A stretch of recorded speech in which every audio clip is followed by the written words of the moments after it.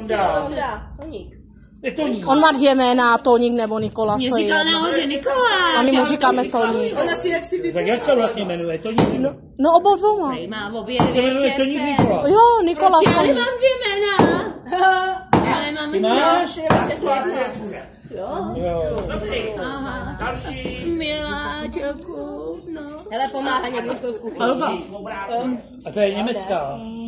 To je německá, to je u vás, to je z Olinka. a Mia to malý Olinka pomáhá. Olinka pomáhá. Pomáhá. Máš v kuchyni, mám se? Jo. A baví tě to? Jo. A ju klízy, všecko. Já nevím, či jsem. Čus, Mio. Čus. Haló. No. Nesvíť mi do ksichtu, tak já je musím. úplně vysvícenej. Jo, to nevadí. Tak nic nevidím, pak šéf nemá co večeřet, Tak že jo? to, jdeme do práce, Jarno jsem se Běž se do kanceláře, já jim zatím dám ty zbytky, jak jste říkal, že nemáme plejkrát. No?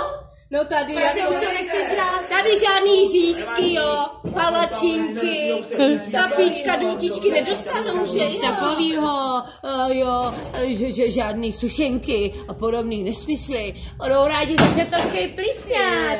Nevejrej a vraž si optimismus do ksichtu.